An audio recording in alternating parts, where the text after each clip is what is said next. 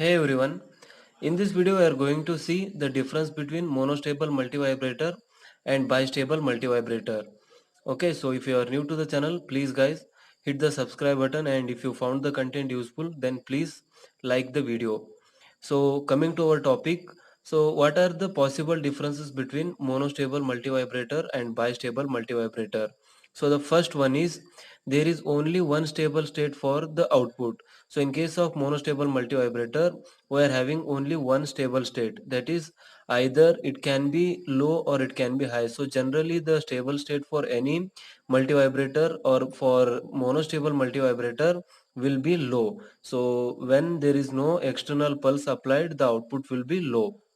So that is called as stable state. It means the state in which it will be staying for a long time. Okay, so whenever we are applying some trigger, it will be going to the unstable state, and after that time period that is decided by the RC time constant, that is the resistor and capacitor connected in a circuit, that will decide the time period for which it will be remain in the high, that is high condition. So that is it is having only one stable state. And for bistable multivibrator there are two stable states.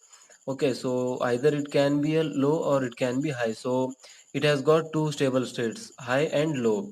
Okay, so that's the first difference. And then moving to the second one, a single trigger is required to change the state of output. So in case of monostable multivibrator, a single trigger is required to change the output. That is, initially the output will be low, so we want the output to be high at some time, so we should apply a trigger at this moment, and this time period t will be decided by the resistance and capacitance multiplication, that is RC time constant.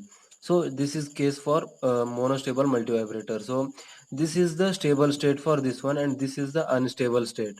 So it will go to the unstable state whenever we apply a trigger at the input side. Okay, so hence we require only one trigger here. But in case of bistable multivibrator, we require two triggers, because the stable state for bistable multivibrator are both. So that is, low is also stable state and high is also stable state.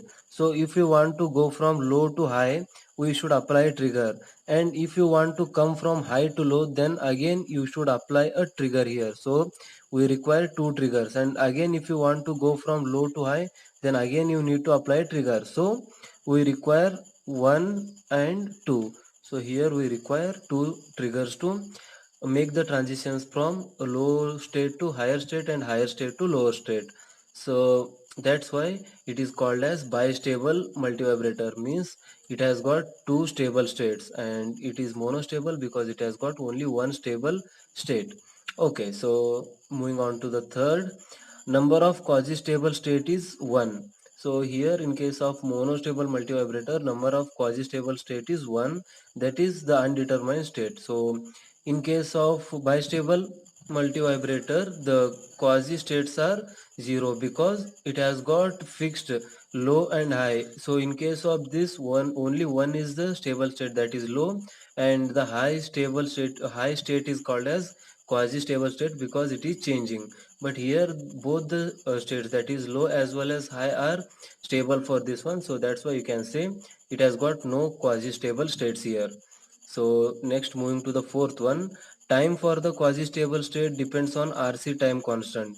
So here the quasi stable state time depends on the RC, that is, this is called as quasi state here. So as I said earlier, for this one the time period will be depending on the R and C values.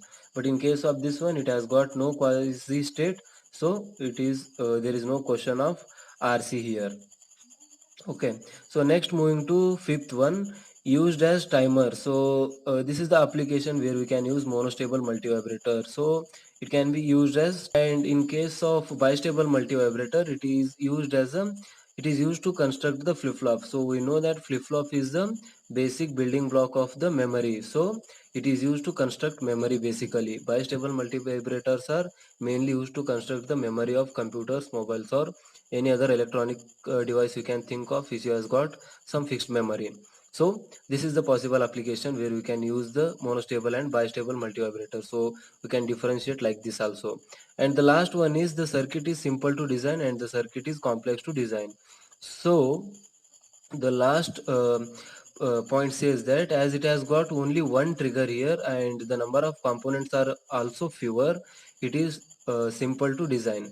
But in case of bistable multivibrator, the number of triggers required, trigger pulses are 2, so it has got more number of components and eventually it will be complex to design also.